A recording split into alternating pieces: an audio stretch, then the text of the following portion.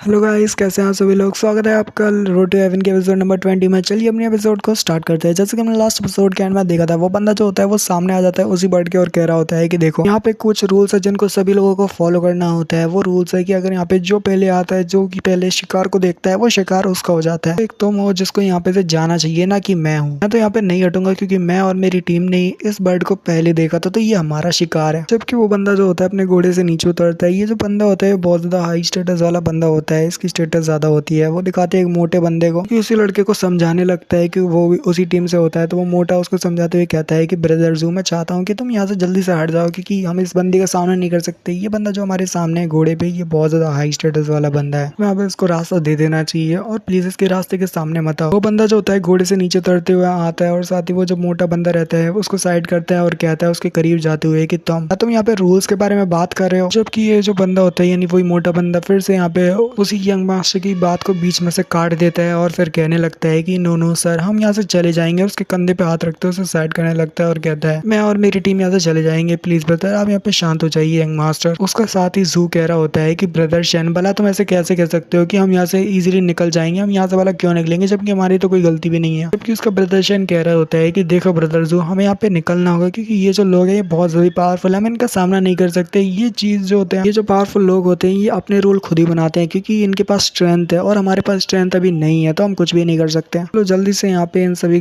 Apologise करते हैं इन guard को और यहाँ से निकलते हैं। जबकि मोटा बहुत ज्यादा हैरान होता है जब पीछे की तरफ देखता है। पीछे जो होता है वही यंग मास्टर जो अपनी तलवार को चलाती है उस मोटे के ऊपर हमला करके उसको मार देता है, उसकी जान ले लेता है और कह रहा होता है कि हाउ मेनी टाइम, सॉरी वो कह रहा होता है कि मैंने कितनी बार कहा है कि मेरे सामने दखलंदाजी मत दिया करो, तुम बहुत ज्यादा इडियट हो। कितनी बार मैंने तुम्हें कहा है कि मोटे तू मेरे बीच में आता है। जबकि दिखाते वो जो ब्रदर जू होता है उसका वो कह रहा होता है ब्रदर शेन, क्या तुम ठीक हो। जबकि ब्रदर जू को दिखाते हैं, ब्रदर शेन को दिखाते हैं कि उसका मुंह से ब्लड निकल के वो मर जाता है। उसका साथ ही कह रहा होता है ब्रदर शेन क्या तुम ठीक हो, जबकि वो मर चुका होता है। वो जो बंदा होता है वो कह रहा होता है कि इस वर्ल्ड में जितने भी रूल्स हैं उन सबको जिसने बनाया है, क्या तुम्हें पता है कि वो लोग कौन है। वो खुद हम है जिन्होंने ये रूल्स को बनाया है, क्योंकि जो स्ट्रांग होता है वही रूल्स को बनाता है और अभी के लिए हम ही रूल है यहाँ पे क्योंकि हम तुमसे ज्यादा स्ट्रॉन्गर हैं। और सॉरी मैंने यहाँ पे कह दी कि मर चुका होता है, जबकि वो देखता है कि यहाँ पे वो जिंदा होता है। एक्चुअली वो कह रहा होता है, मतलब वो जो छोटा लड़का होता है वो उसी मोटे से कह रहा होता है कि ब्रदर शेन तुम्हें यहाँ पे उठना होगा। चलो फिर वो अपने साथी से कहते हैं चलो जल्दी से मेडिसिन लेके आओ इसके लिए, ये अभी तक जिंदा है। जबकि जो वो यंग मास्टर रहता है कह रहा होता है कि आखिर क्या हुआ, क्या तुम मेरे पे हमला नहीं करोगे, क्या तुम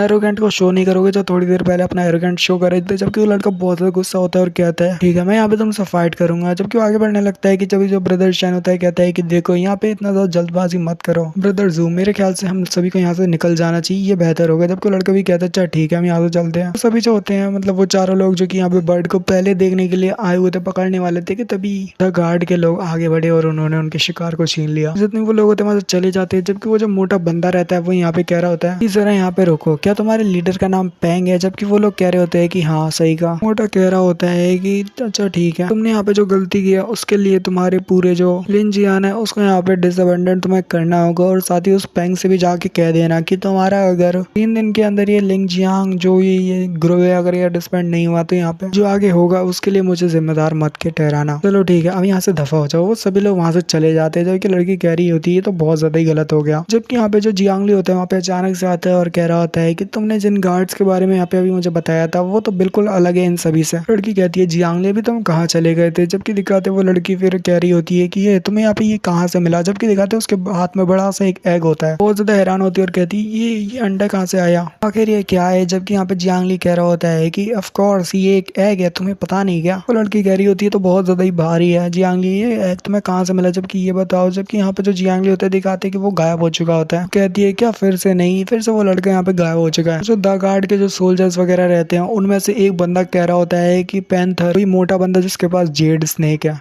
या जेड सरपेंट या ड्रैगन है, उसी बंदे को मतलब वो पैंथर करके बुला रहा होता है और कह रहा होता है पैंथर वो डीमन सोल यहाँ से गायब है, किसी ने उस डीमन बीस्ट की जो सोल है वो यहाँ से उससे निकाल लिया। वो लोग इसी बारे में बात करने लगते हैं। वो लगता है कि वो सभी लोग जो लिंग जियांग मेंबर्स वगैरह थे वो जल्दी से डीमन बीस्ट की सोल को निकाल लिए होंगे और यहाँ से चले गए होंगे। खैर छोड़ो, हमें इससे कोई मतलब नहीं, वो ज्यादा दूर नहीं गए होंगे तो हम उनको पकड़ सकते हैं। जबकि वो लोग जो होते हैं वो वहाँ से उन सभी जियांगली के लोग को पीछे मतलब तब उन लिंग चियान के सोल्जर्स के पीछे भागने लगते हैं उन्हें पकड़ने के लिए, जिससे वो डीमन बीस्ट की जो सोल है उनसे छीन ले। क्या क्योंकि यहाँ पे ये लोग जो है, इन लोगों को डीमन बीस्ट की सोल से मतलब होता है, ना कि उनकी बॉडी से। वो सभी लोग जो होते हैं वो पीछे पीछे भागने लगते हैं लिंग जियांग लोगों के पास, क्योंकि उन्हें लगता है कि उनके पास इस डीमन बीस्ट की सोल होगी। वो जो यंग मास्टर होता है जो कि द गार्ड का मेंबर होता है, वो यहाँ पे हमारी वही लड़की की तरफ देखता है, यानी होंगशन की के हाथ में, जहाँ पे वही जियांग ली ने उसके हाथ में वो एग को थमाया था। तो वो एग को देखता है और वहाँ पे रुक जाता है और कह रहा होता है कि ये लड़की, क्या तुम्हारे पास ये डीमन बीस्ट कहाँ से आया? वो जो बंदा होता है वो अपने साथ वो पैंथर को भी बुला लेता है और कहता है पैंथर जरा यहाँ आइए, यहाँ देखिए। पैंथर वहाँ आता है और कह रहा होता है कि आखिर तुम कौन हो? जबकि वो लड़की कह रही होती है कि वो जाओ फैमिली से है,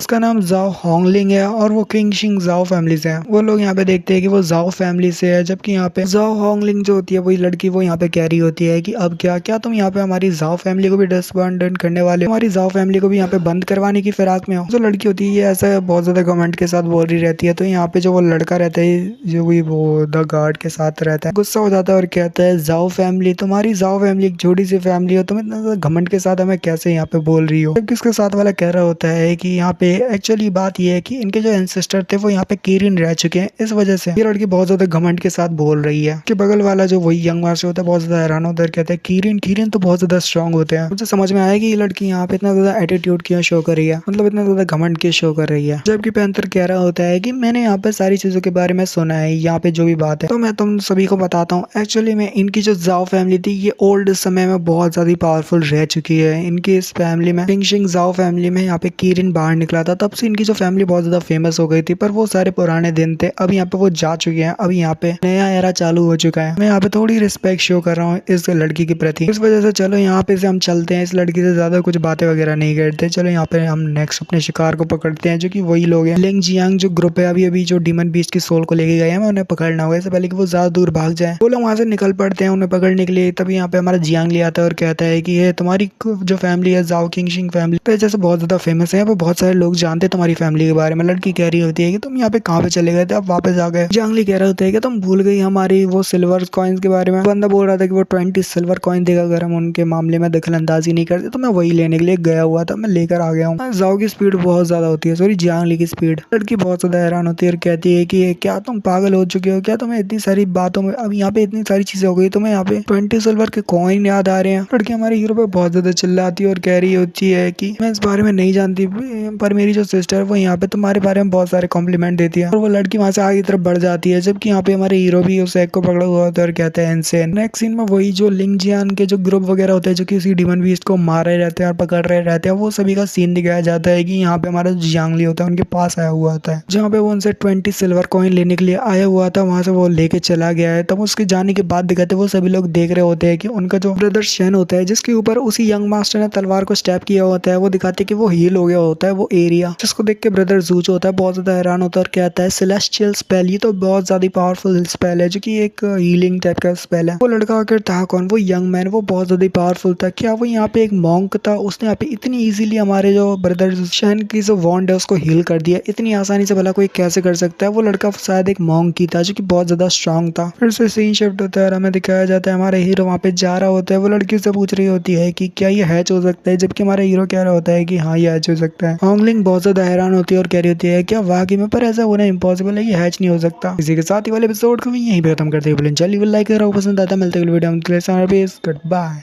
बाय।